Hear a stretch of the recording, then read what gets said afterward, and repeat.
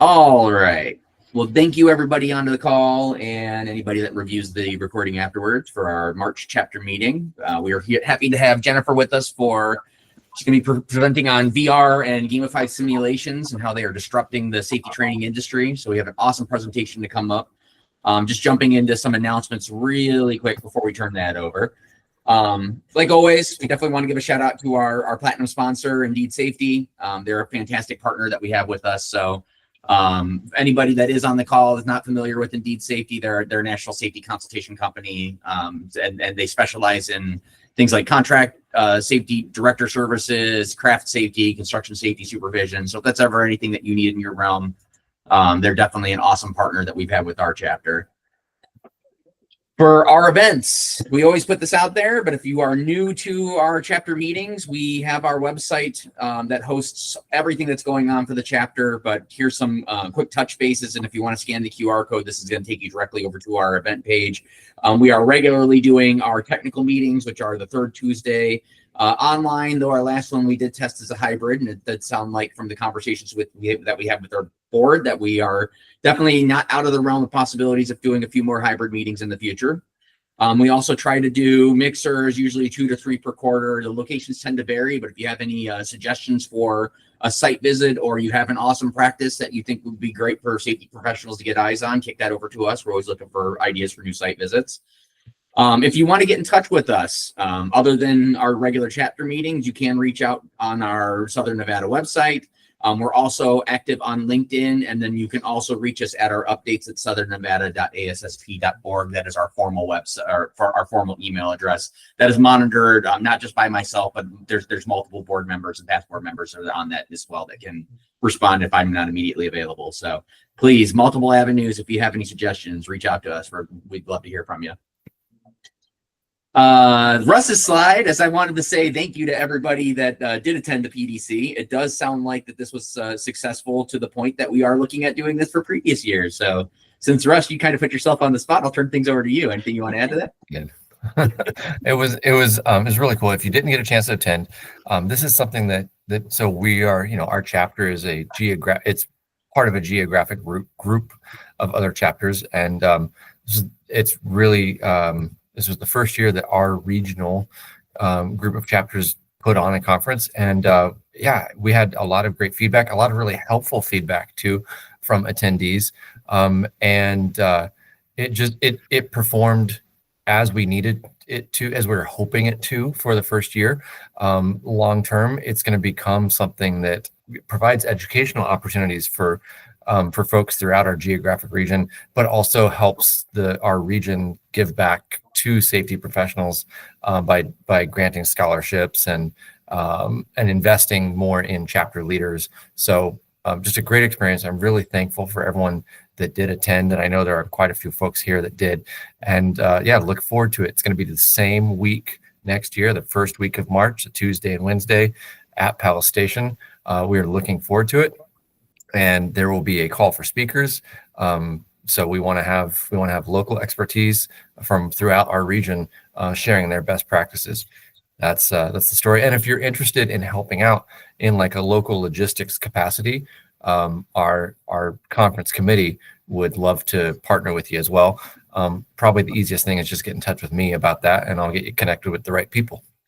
What timeline do you think you're looking at to stand up the planning committee for next year's program? The call for speakers is going to go out in April or May, and the committee will be formally organized by May, and they'll meet once a month for the duration of 2025, and then about every other week for January, and then a little bit more rapidly as the conference approaches. But certainly, it's about a once a month commitment that starts up pretty soon. Excellent. Good enough. And it does sound like this was successful enough to the point that we are definitely looking at New Year's to come. So absolutely. Thank you all for helping us make that happen. We greatly appreciate anybody that is on the call that was able to attend there. Cool. Diane just dropped Noted, Diane. Thank you. There you go. Excellent. I did not update the slide. Bad president. This is not our next event. Our next event is, let me go back to the website. Our April chapter meeting. I wonder if I could just slide this over. Can you guys see it here? Is that showing? There we go.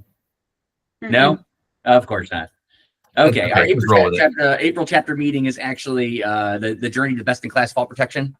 So that's going to be another awesome presentation. So please make sure to jump in, especially if you have anything that work at heights that you are doing at your site. It'll definitely be an awesome discussion for that one. Mentioned also in our last meeting that we were getting ready to stand up our certification study group.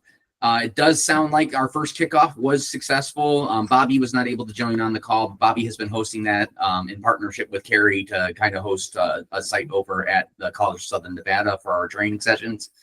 We have another one that's coming up here on April 3rd.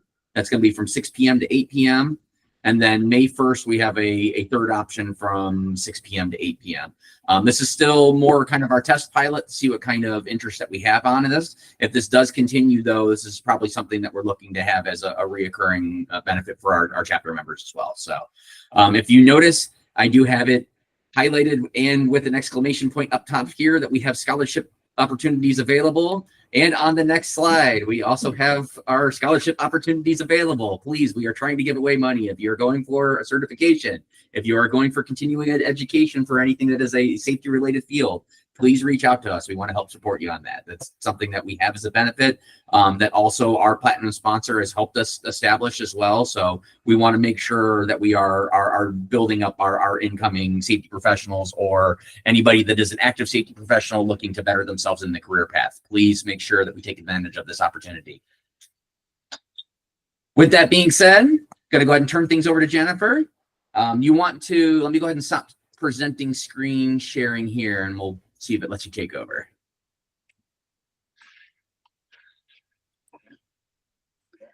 Let's see. And then Russ, did you want to do a quick introduction, or Jennifer, are you more about doing your own introductions? I'll be happy to do it.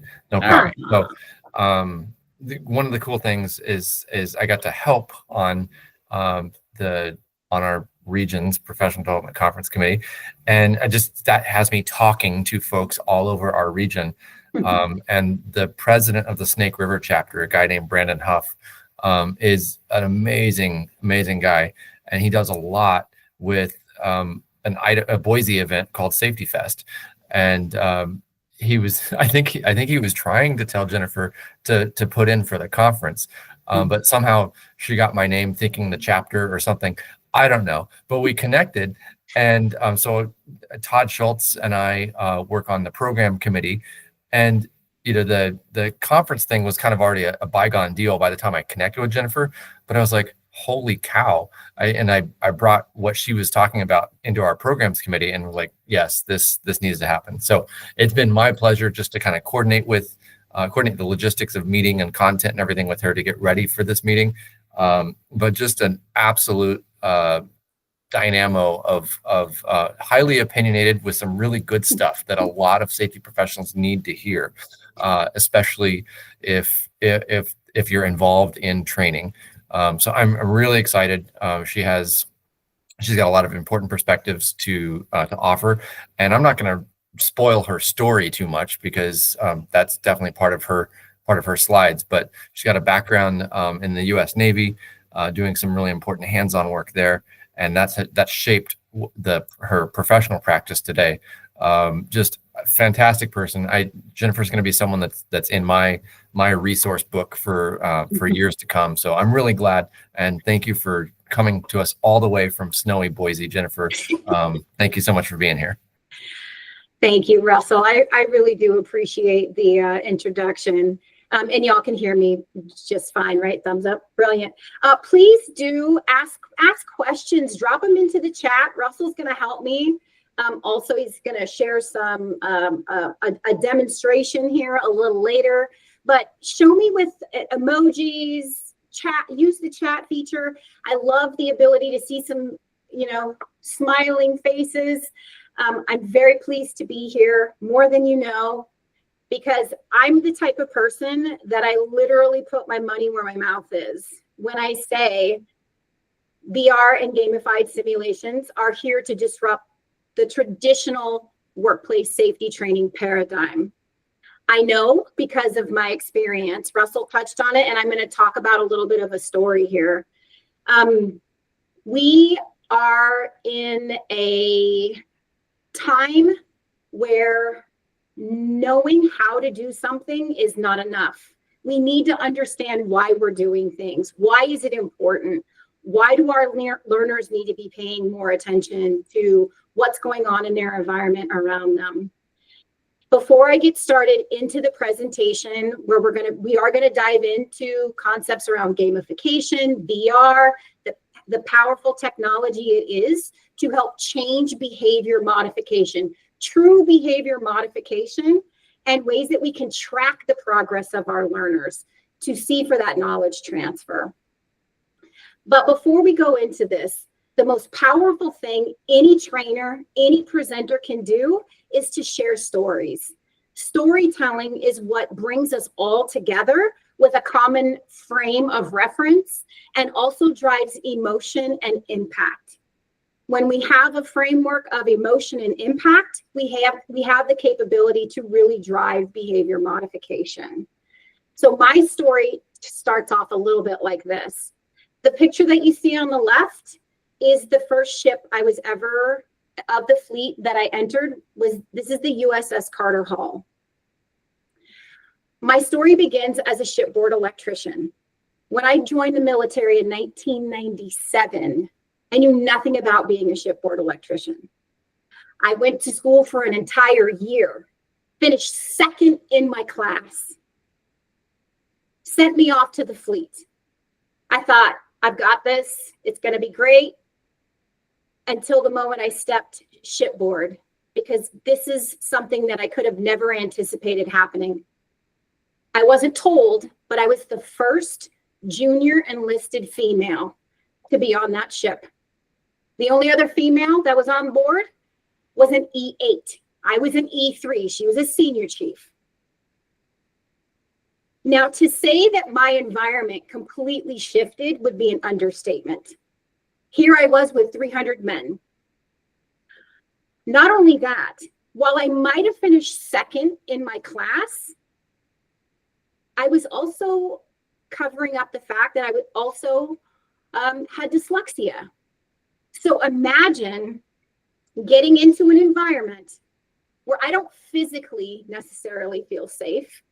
I don't have anybody in my direct area of responsibility that looks like me, that behaves like me, that understands me, right? The military has a very, I don't know if we have any veterans on the call, military, very high chain of command.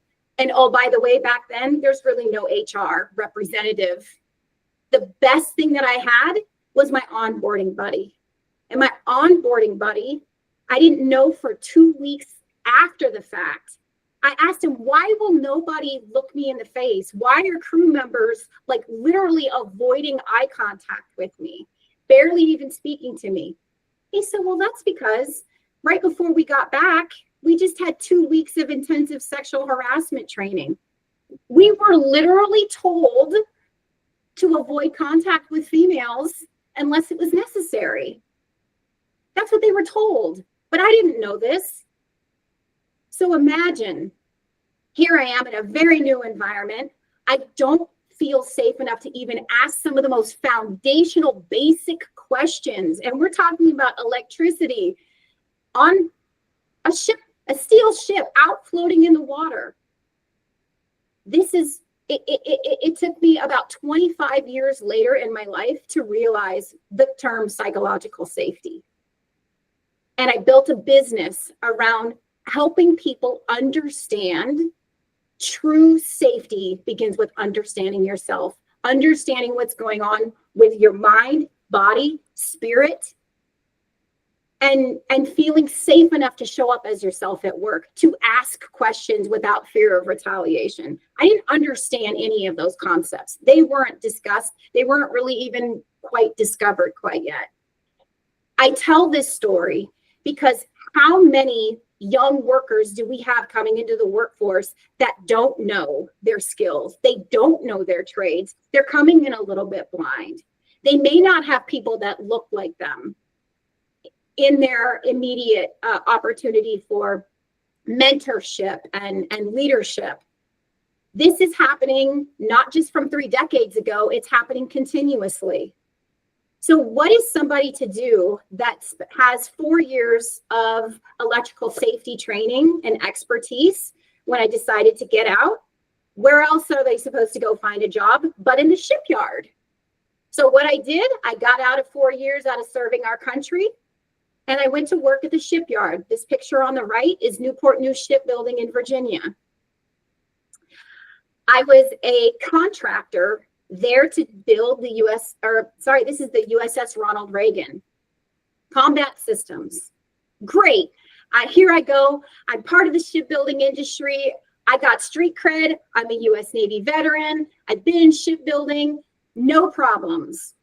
The challenge was I walked into a culture that I immediately had a target on my back and I didn't even know why. Shipbuilding in this particular environment, 5 to 6 generations of shipbuilders all went through the apprenticeship programs. I'm a contractor. I'm not even a shipyard employee. Okay? I'm a female. I'm immediately a minority again. So what I basically did to protect myself was I reverted back to my behaviors from the military, which means I had to become somebody I truly wasn't. That creates a very colorful vocabulary. Drink more than anybody else, tell raunchier stories than anybody else just to fit in. And you would be surprised what people will do just to fit in, to blend into the background.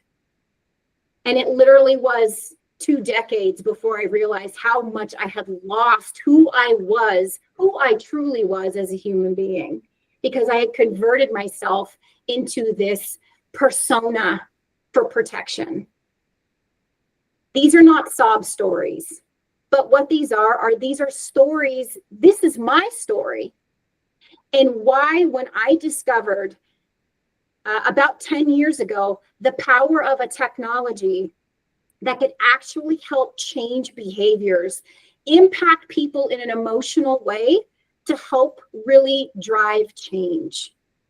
And if that's not enough, the other reason why I started a business around virtual reality and safety training is these fatalities. The fatalities that the Department of Bureau of Labor Statistics puts out every single year. If the fatalities aren't enough to cause you concern, that red trend line absolutely 100% should. Because here's what that trend line means to me.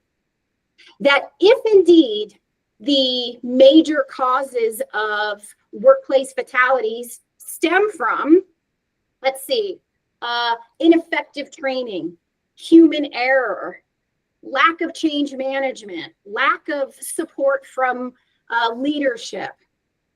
That trend line, how is anybody going to get that trend line to reverse if we don't change the way that we are addressing today's workforce? The majority of effort is ineffective. We know lecture. We know lecture is only people remember about 5% of it. We've got to change our methodologies. And again, this is the call to action. Understanding that no longer does compliance equal, competence. Checking the box for workplace safety, it's not enough. And as a small business owner, as a contractor that's been there, done that, I recognize that a lot of small businesses, they don't have the budget, they don't have the resources, they don't have the opportunities to provide the best training available for their workforce or their subcontractors. And so this statistic, I was just on a National Safety Council meeting, and I saw this statistic, and it really made my jaw drop. If 2/3 of workplace fatalities are occurring in small businesses with less than 100 employees, that has got to sound the alarm. Not only that, what about the 18% of fatalities where they don't even know the size of the company necessarily? The statistic didn't capture that. If there's not a time that there's ever been even more important with our today's workforce to start to finally do something about these types of trends and reversing them. It takes every single one of us to be able to come up with a new solution. Again, I put my money where my mouth is. I lived through that 3 decades ago. I don't wish that on today's workforce, and I know it's happening. I know our vulnerable populations, new entrants to the workforce, workers where English isn't their first language, people who thrive off of blended learning styles. Maybe they have a development delay that finding ways to meet our learners where they're at. It is our job to figure out what solutions can be available and then make them available, regardless of the size of your organization. That means it can't be too expensive. It's got to be easy to deploy, and it has to drive true behavior modification. We've got to change and get people to understand what a safe, unsafe work environment looks like, sounds like, feels like. Because until we have a true safety culture, and I always put that in air quotes, a true culture where people can show up as themselves and ask questions without fear of retaliation, without fear of sounding funny, letting them practice these high risk, low incidence, high risk type scenarios in a safe and meaningful way, we're never going to get these trends to reverse. If anybody has any ideas of how we can do that other than starting with training. I'm saying this because we all know how ripe training is for disruption. I'm not going to get into the nitty gritty of it all, but really what we're saying here is today's workforce, they want to work autonomously. They want hands-on, on the job, sitting and listening to a lecture and PowerPoint presentations. And that's why I've got this image. It's in all of my PowerPoint presentations because this is the reality of the situation. Nobody's paying attention. I've got you all as a captive audience. Just like in workplace safety training, we have them held captive. So let's use that time, let's use that opportunity to not just check the box for compliance, but really drive the concepts of emotional intelligence, visual literacy. Okay, those are some of the things that I'm going to get a little bit more into here. Critical thinking skill development, problem solving. These are not things that we can teach. These are things that people need to experience. And if you have a workforce that has not had that experience and that exposure, we know statistically workers are more likely to be injured in their first year and as they're getting ready to sunset and exit their career, right? The statistics are real. And so what can we do to create, training that is going to be as impactful as possible? And that really means, I love the idea of learn by doing. We have a whole generation that is very visual. They play video games. They're used to instant feedback, social media. I have a Gen Z at my house, and statistically, they say their attention span is 8 seconds. 8 seconds. And I think that attention span is only if something that they're really interested in. Okay? So what are we doing with our training to help meet learners exactly where they're at, do the best that we can? This generation, they demand, they expect that real-time feedback. Okay, so what as trainers, what as safety professionals, what can we be doing to help protect our company's biggest assets? Right? What can we be doing? So there's the concept of gamification. How many of you think, and just give me the emojis, how many of you think gamification is all about leaderboards and badges and confetti bursts when you complete something? Because that's traditionally what gamification has been known to be. The definition that I bring today is that this is an instructional design tool. And what we're doing here is we're bringing in the components of video games. Okay, so we're bringing in the challenges, we're bringing in timers, objective trackers, we're bringing in the ability. Remember, I said our workforce loves autonomy. They want to learn independently, they want to self-explore. They love the idea of being in a virtual environment that looks like, sounds like, and feels like daily work. So we want to capture their attention. And we want to give them, I call it looking at pictures of your own kid. I can show you a picture of my daughter. You say, oh, she's gorgeous. She must look like her dad, you know, because what I care about isn't the same visual that you care about. You want to see things that are reflective of you. The more you can relate to a story or an environment, the more likely you are to pay attention. Now, here's the kicker. When we talk about gamification, that does not instantly mean that we are going to improve learner outcomes. What gamification allows us to do, though, is even more important. It motivates our learners. It gives them, they have a more positive behavior and more positive interaction with the learning experience. And all of that with the immersion and goal setting tied to learning objectives, that is the golden ticket to knowledge transfer, and even more important, knowledge application. Because how many times have you taken an online training or sat in a course and weren't able to apply what you had just learned? Because if you didn't within a day or two, that information, 70, 80, 90% is gone. So with gamification, and there is 9 design elements. Bringing in those 9 design elements into immersive experiences, that's where we capture people's attention. That's where we generate emotion. And with that, we want it to be fun. I call it edutainment. You know, it's educational entertainment. If it's fun, if it's engaging, they're going to remember those things.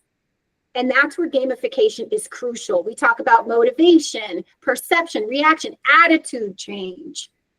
That's the key to it all. And then we've got this other technology. So gamification's been around for decades, since I think 2010, right? But now when we bring in the power of virtual reality, now we're not just talking. Now we can really start talking about changing of behaviors, knowledge retention, increased engagement, participation in the classroom, participation and retention during online training. We can place those learners in some of the most high stress scenarios. That's why our warfighters, pilots, medical professionals, that's why they're all training with VR. Yes, it's because they're in high risk environments, but so is our blue collar workforce. So why aren't they training with VR as well? Why aren't there opportunities for them? Well, there are, and we're going to talk a little bit more about that. But when we talk about a new evaluation method for proficiency, think of it this way. How many of you are all still doing rote learning, memorization to pass a test, quiz questions? Our cert prep workshop. Exactly. Not everybody learns that way. And again, you could be second or first in your class and still not be able to apply that knowledge. So the opportunity to start to test for proficiency, not only that, be able to track, I mean, the things that VR can allow you to do, you can actually gather all of this data. You can analyze it. You can see where your training is effective, where it's not, where people are missing the learning objectives, where they're getting confused, where they're having to ask for help, so that you can dial in your training. Talk about a powerful technology that can actually dial in and give that very one-to-one customized training experience. I mean, the things that the technology can do now is mind-blowing. It truly is a human performance tool. And I hope that doesn't sound too like dystopian or anything, but the idea that we can track its efficacy and its impact, and everybody knows you've got to be able to track a return on investment when it comes to safety training.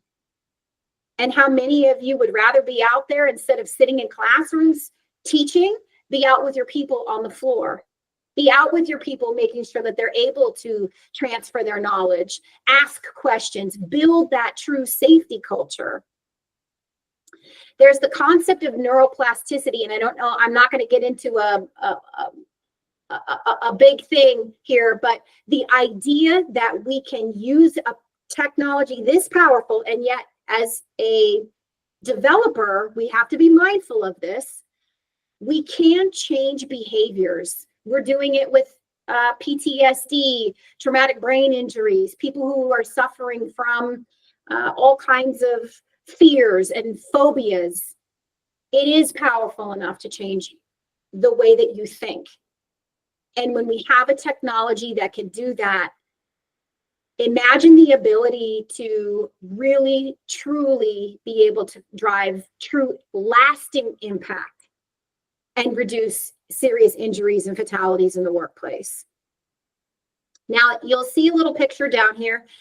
If anybody remember Microsoft Clippy and maybe cringe,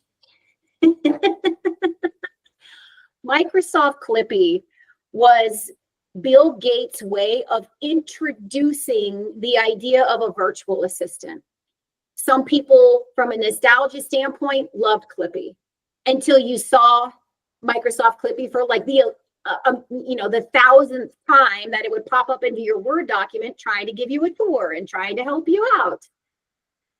The same thing is happening in today's virtual reality simulations.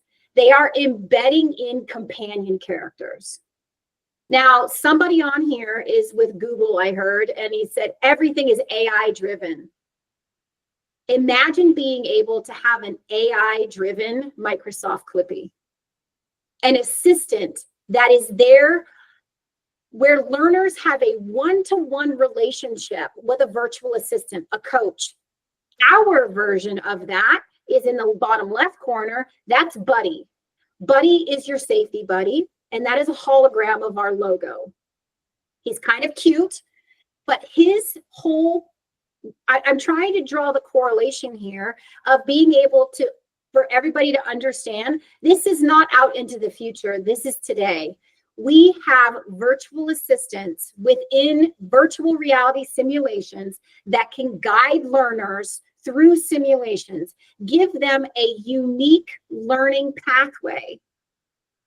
And when we can really dial in and tailor our training specifically to our learners' needs, there's no better outcome that can be achieved, because at that point, we know where the gaps are. We're able to dial it in, and we're able to get that learner up to speed, not just effectively, but also efficiently, because the more time that we can save using VR and gamification actually combined, the more we can get that person confidently back into the workforce and start building that safety culture that we're all really passionate about having in all of our companies. One last thing on the power of virtual reality. There are two types of skills that are exceptionally difficult to train on.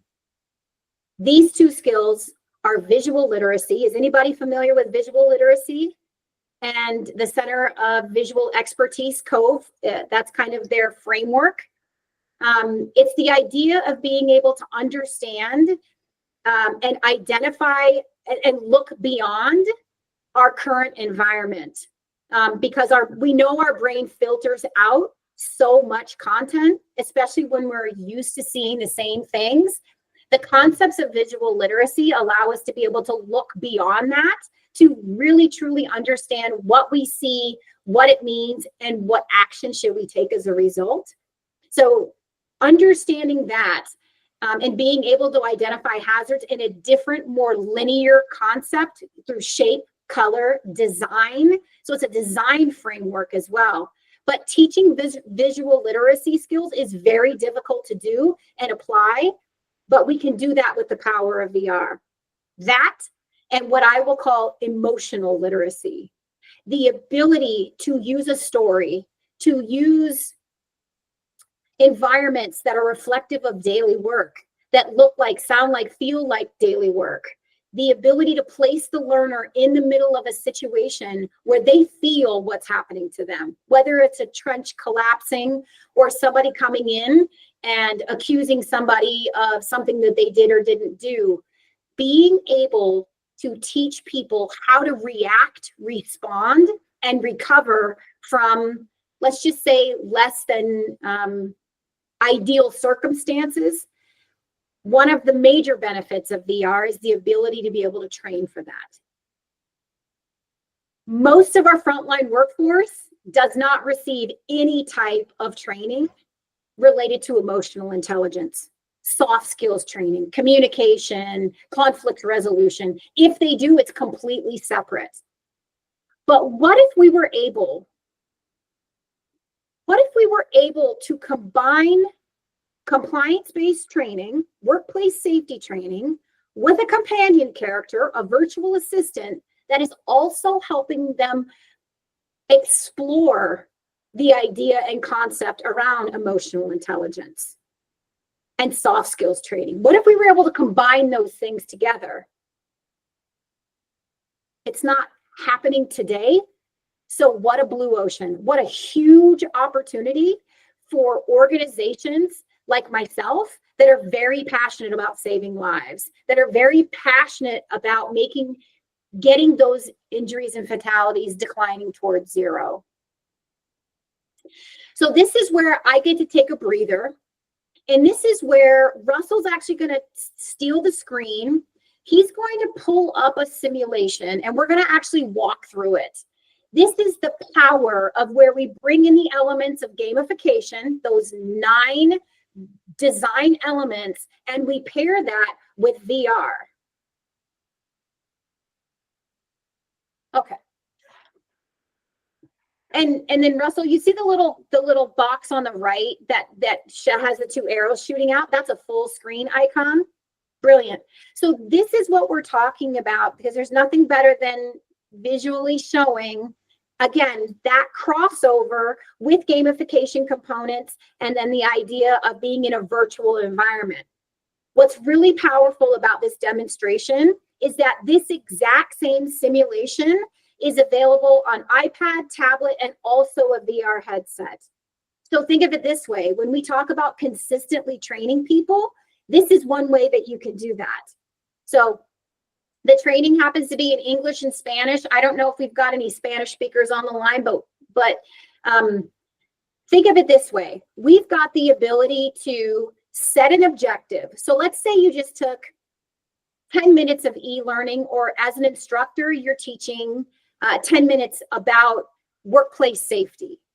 And then what you do is you go into a simulation. That's that knowledge transfer check. That's that knowledge application check that we're talking about. The ability to say, okay, we just learned about this. Now let's do some self-exploration. Let's go into this environment and let's go see if we can apply what we just learned.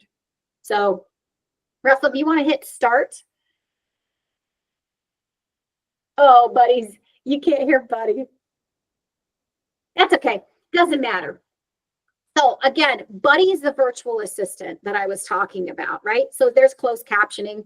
What Buddy is basically saying is here we are on a construction site.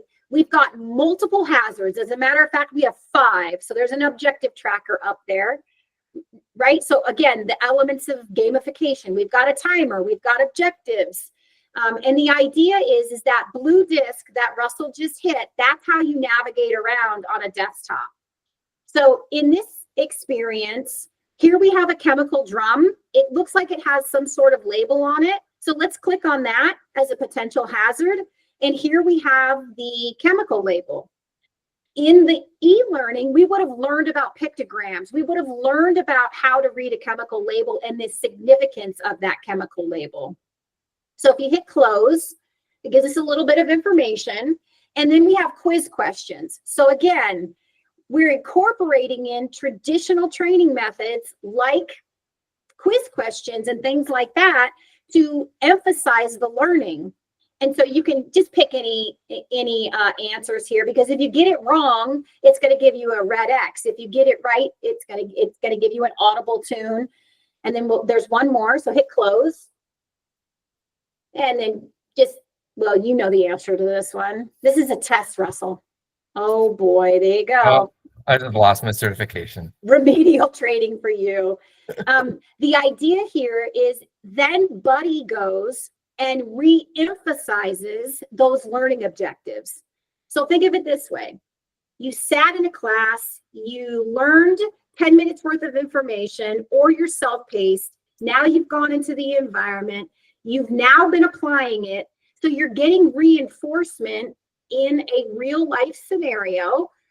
Again, for people with blended learning styles, they don't even have to imagine what this could possibly look like.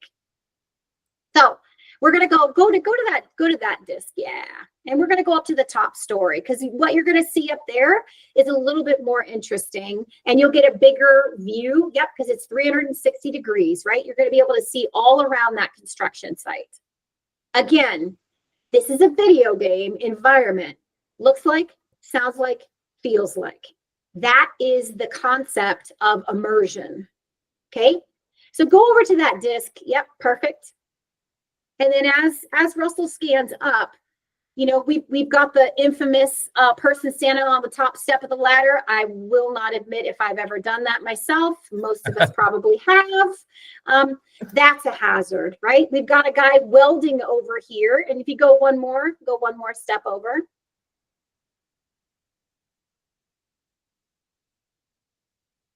Nice.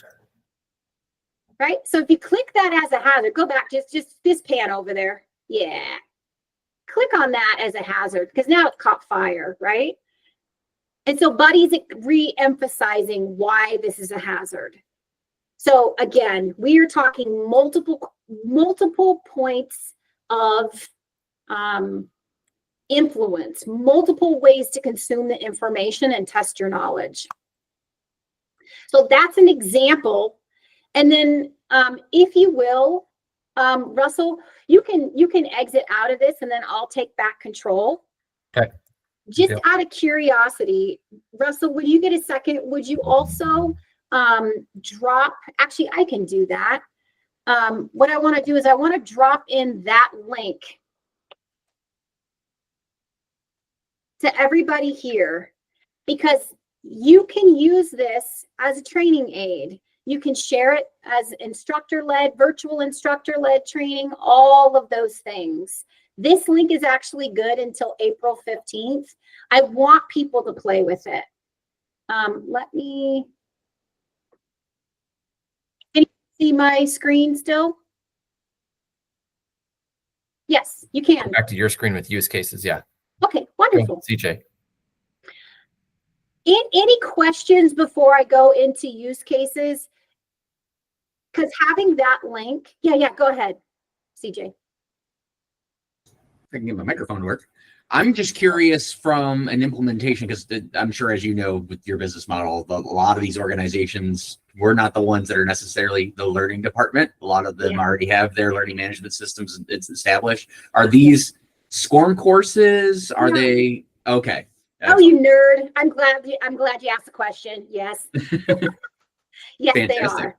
Yeah, and probably they're also available for a lot of people that have that buy off the shelf training, where your provider of choice, whoever your provider of choice is, probably already has access to our training content. So this stuff is available, and that. Thank you for the question, because it's really important that people understand this content is readily available. It's not more expensive than what you're already paying for traditional online safety training. It's the same price. So go out there, take a look at it. Go ahead, Diane, ask your question.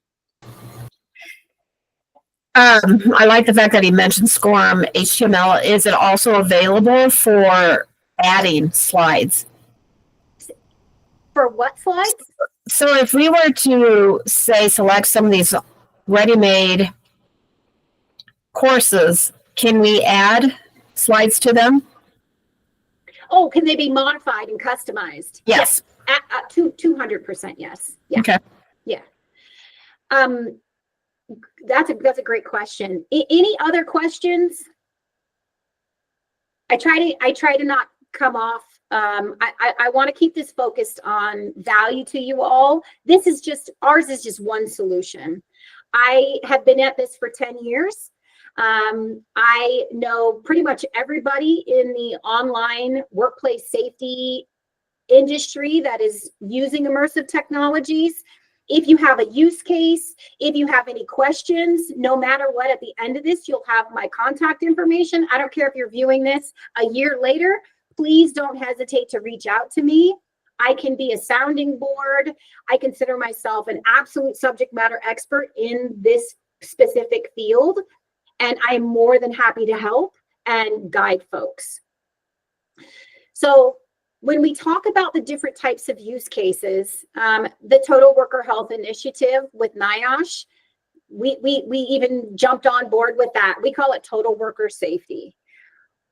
We are here to embody worker well-being as part of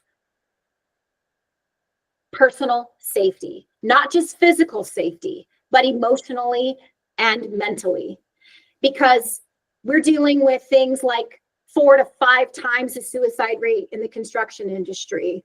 We're dealing with fatalities that are bumping, never really declining. The psychological safety aspects of a true workplace safety culture, these are the types of things that this type of training, this level of training can really drive that behavior modification, and you can have the data and you can have the metrics to prove its efficacy. So when we look at use cases, we're looking at everything from, instructor-led, virtual instructor-led, right on the job, next to machinery, where a toolbox talks. You can get these down into 3 to 5 minutes. Most of these simulations are 3 to 5 minutes in length. They can be used for a multitude of different things, onboarding, you name it. If you can slide it in there for 3 to 5 minutes, you can make an impact. And that's why this stuff is so powerful. And again, you don't have to have a VR headset. While there's not a lot of organizations out there today that allow for the broad array of distribution, because some organizations, they got to just have it. They have to have it secure on a headset. So they only want it on a VR headset. But most of most of the companies that we work with and that we distribute online to other resellers, like 90% are using their desktop, right? It's self-paced e-learning for that. And that's the option that they prefer today. So lots of different ways, lots of different use cases. Prison systems are using this type of training for reentry programs, military personnel transitioning into the workforce, our younger generations, wonderful use cases for us to be able to start embracing this technology. Because if you've been sitting on the sidelines waiting for it to evolve, waiting for it to become less expensive, not wanting to deal with tech because you think it's just going to pass us by, AI is not going to allow us to let this type of technology pass us by. As a matter of fact, it's only going to reinforce the ability of being able to have a more impactful, meaningful, direct training experience. And so this is really my call to action to everybody on this call. Whether you're a safety manager, trainer, somehow involved with leadership responsibilities, you've got to really start asking your organization, start asking some of those hard questions. And these checks here, I would say if you answer no to 2 or more of these, you really should be thinking about evolving your workplace safety. As a matter of fact, if you haven't evolved your workplace safety post-COVID, you're already well behind the times. If we're going to attract the best talent we can, if we're going to train the best talent that we have, and we want to keep that best talent, we have to invest in them. We have to. Because the companies that do that are the ones that are going to be the most successful. They're going to have the lowest, risk and things like that. Less injuries, less fatalities, less insurance costs. I mean, the domino effect. And so these are questions that you really need to ask yourself. Is your training engaging? Does it encourage problem solving, critical thinking skill development? Does it incorporate visual literacy? Does your training talk about emotional intelligence, psychological safety? Does it cover those types of aspects for your frontline workforce? Is it inspiring action or just delivering information? Does it include storytelling? Is it engaging? Does it have a way to really engage, interact, and positively impact your workforce? Are people excited about safety training, or are they like, oh my God, here we go again? Because also, once a year training, if that, it is not efficient enough to make sure that our workforce is being safe. We've got to be able to give them refreshers and little nuggets of different types of tools to help them continuously learn. This is a really impactful one. Are your learners active participants or passive observers? How can we get them engaged? And then if you're still just using quiz questions to test for proficiency, you're missing such a major opportunity. And that knowledge transfer, the validation of that occurring, being able to see where people are actually applying these skills into the workplace, that is where we know that how effective this training is or is not actually taking place, or the impact that it's creating. So here's our call to action. Here's our solution, I should say. What I wanted to do is I wanted to provide everybody with 30 days access of these 4 courses just to try them out, check them out. It's an opportunity for you to sign up.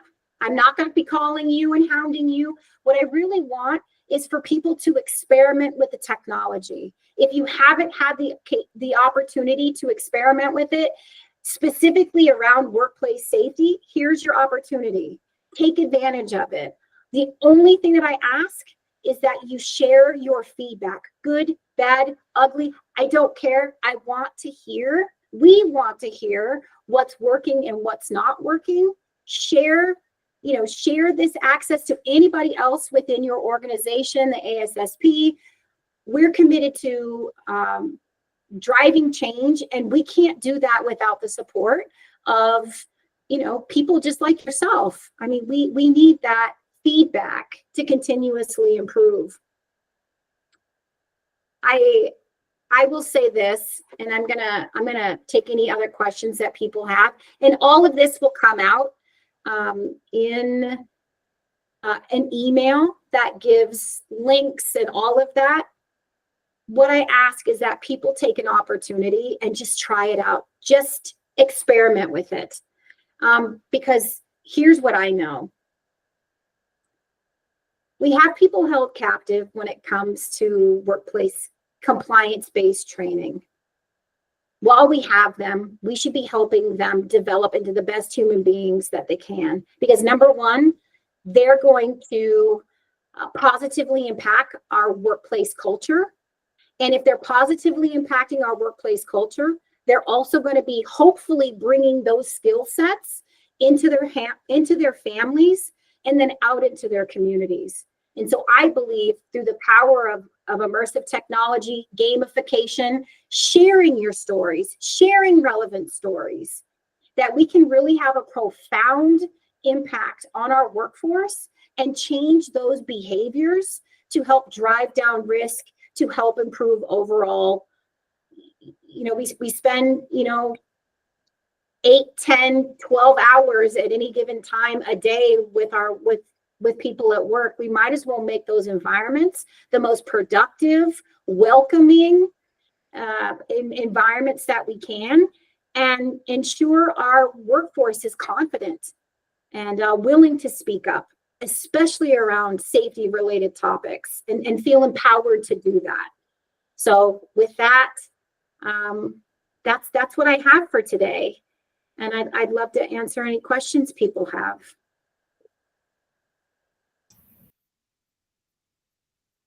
Diane, go ahead. On your last slide, you were talking about innovative methods for quizzing workers. And we recently performed a HAZCOM course. And due to the wide variety of skill set for the workers, I thought, okay, well, we can still do the standard 15-question quiz where I read it and they answer it. But before I did that, I ended up cutting out the pictograms. And it was really important to me that they understood all the different nuances of safety data sheets. So I whited out the pictogram sections, which, be aware, on some safety data sheets, they put them in 2 places. So I told him, I said, okay, here we have alcohol. What pictograms? And look through the whole safety data sheet. I was surprised. The first one, they had like 6 of the 9. And I mean, there's only 1 for it. And so I'm like, okay, I get it. That we re-evaluated it, explained how to use it. And I'm like, okay, we'll do better. So then I gave them the hard one, gasoline. They got that one 100% right. But they were like, oh, this is so cool. And the whole dynamic of testing skill level changed because I made it such a fun game. So anyway, I go print yourself some like 4x4 pictograms. There you go. And they just absolutely loved it, but it forced them to go through and look at the chemicals, the first aid section, the chemical section. So even if they didn't know, they could find the information they were looking for if they went through the 4 or 5 different sections. Obviously, there's some that aren't going to help them, but they were able to narrow it down pretty close. Yeah, I think that hands-on training for organizations that have the time and resources and the skill, the expertise to be able to have that hands-on training, there's nothing better. Absolutely nothing better. Most of my workers were high school level. Nice. Yeah, so they really found that one to be fun. And I did have a college-educated person in there. Yeah. It appealed to him because he's just like, oh, this is stupid. But he got into it. It takes people a little bit of time. There's nothing better than a trainer to hear, I want to try that again, or that was really fun. I really enjoyed that. And then how do you bottle up that experience, Diane, and then scale that, make it repeatable so that anybody can get that experience on demand, right? That's in essence what a virtual reality or a gamified experience is all about. It's as close to hands-on as you can get without physically being in this exact same spot. So, and you can do that with any. I'm still like people to have things in their hands, but if there was been online learning, that I know at least with my LMS system that we use, I can set up questions and have them actually move pictograms from one side to another and drop them into boxes. There's all sorts of things you can do now with all the learning management software for creating course content and quizzes. Absolutely. True and false. I like to have them match things. Yeah. Yep.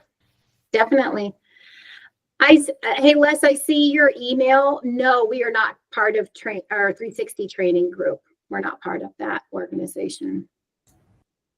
So We're the question I actually had for you, that's similar to Les, is do you have a listing of the LMS providers that you do work with currently? I sure do. Yeah. And I will get that over to Russell Excellent. and share that. So it's the content aggregators. What is it? Go One, Open Sesame. I don't know if anybody knows who any of those are, but the training folks probably would be like, oh yeah, we know them. UL Safety Solutions, Career Safe, right? Some of the OSHA. But to your point, though, anybody that has the ability of incorporating a SCORM course or something of that matter, as long as their LMS supports it, you would still be able to piggyback off of that from the opposite side. Yeah, and there's believe me when I say that, there's several companies that are now starting to be able to deploy their training content and integrate them into other people's learning management systems. And depending on what people's use cases are and what type of training they're looking for, I'm happy to guide folks. Like I said, this is a very friendly tech environment, because what we care about is that people get a solution wherever they are in the spectrum of using technology. We can get them a solution that will drive those better behaviors. So. Excellent. Yeah, and then Diane, and Russell and I already discussed this, is we'll send out a list of course catalog, other providers. I'll get that list sent over so that you all will have a lot of information, and then also my contact information, and feel free to shoot me an email. I'm super responsive. So. Okay, I do have one specific question, and this follows along what Les was wondering about. I was told that unless it's one of the 4 or 5 companies that already have OSHA's approved OSHA 10 and 30, your company can't be doing it.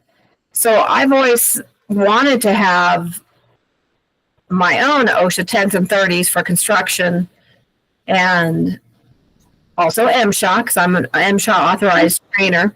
Nice. It calls, and it's always one person. I lose money because I have to turn them away. I'm like, unless you want to pay for my time.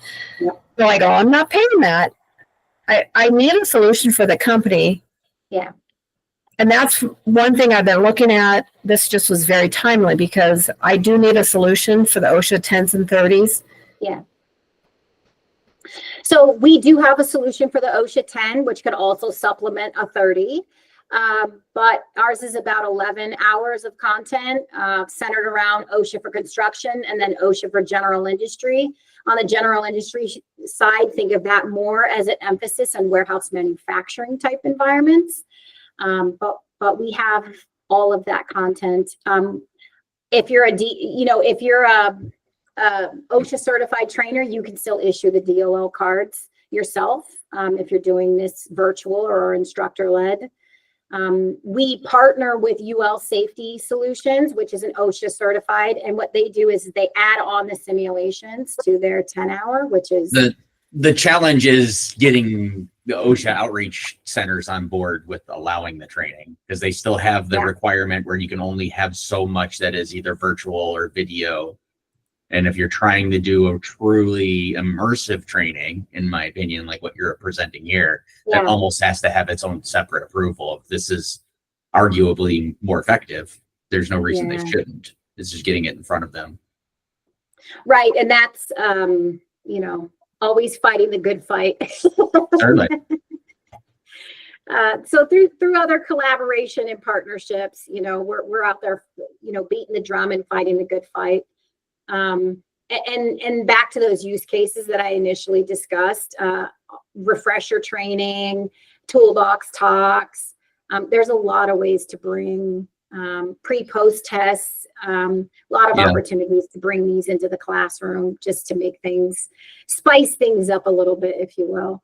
I mean, even on the outreach side, they've already set precedents because they have like Click Safety and I think there's like 3 other providers that they've approved where it's fully virtual. So they've shown that there is an approval process. Yeah, there's 6 and they're never going to approve. There were like 12. Now there's 6 or 7 because they've all consolidated and been gobbled up. They're not going to approve any more people online. They did that almost 11 years ago. That's Yeah. 11-year-old content. See, that's what fine. Well, I'd be curious from an industry perspective if the safety professionals were pushing back on that, how quick that would change. Because how are you going to tell us we can't use the most innovative tools to get this training done? So there was a precedent set. I actually, unfortunately, don't have the letter handy, but there was somebody, you know how they write and then OSHA responds back Yep. with a Interpretation letter. interpretation letter. Thank you. All technical and stuff. They did issue an interpretation that allows for immersive training to satisfy that there isn't that it satisfies the requirement associated with it's not held separately. I'm screwing it up, but Interesting. it's not its own it's not stuck in its own bucket anymore. It's been approved, if you will. So Okay. I can send that also to Russ and just so you all can look at it from an OSHA perspective. Because that's been one of my biggest peeves with the industry training is it's a nightmare to sit through a 30-hour. Let's be realistic. Nobody wants to do that. Yeah.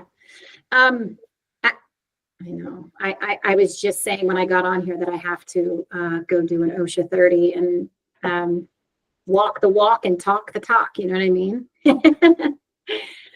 I'd be very curious to hear what your recommendations are to improve that process after sitting through it.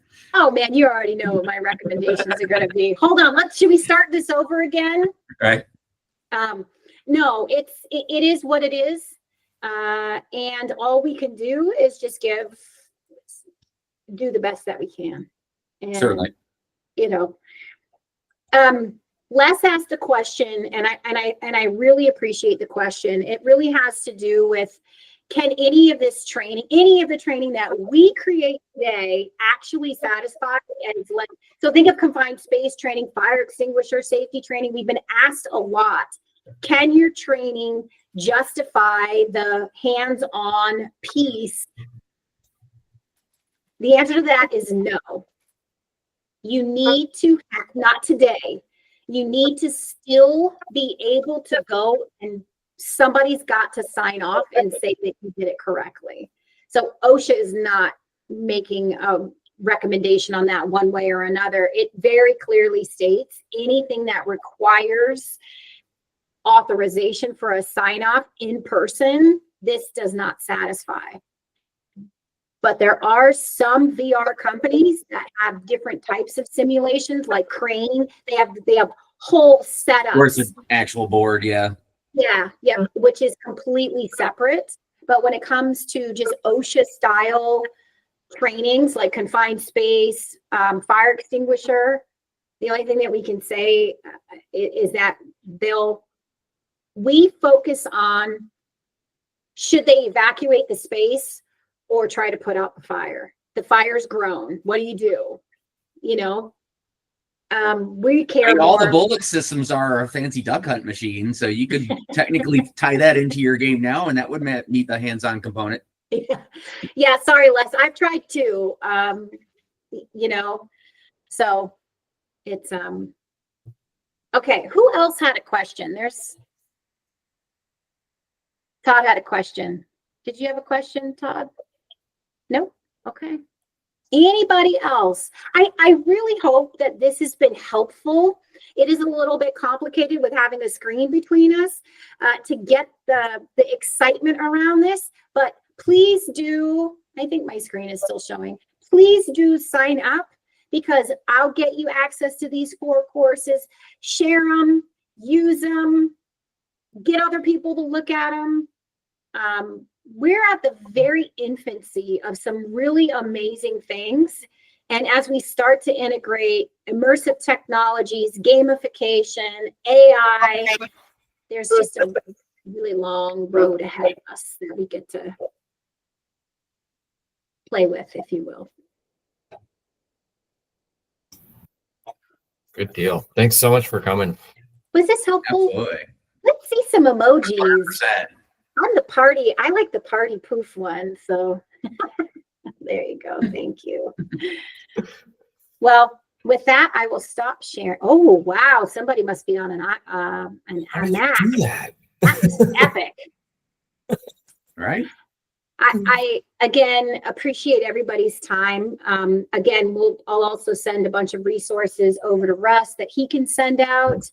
We're living in an amazing time right now where we can really make some huge impact, and I'm excited to be part of that. So with that, I will turn it back over to you. Excellent. Thank you so much. That was absolutely fantastic.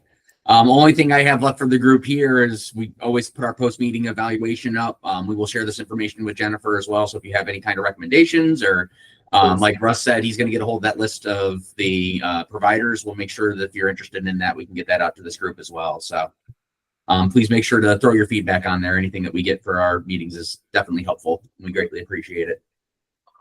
Other than that, that is all I have for today. Unless anybody has anything else that they want recorded, I'm going to go ahead and cancel the recording. And then we can all tell Jennifer what we really thought. There you go. I love it.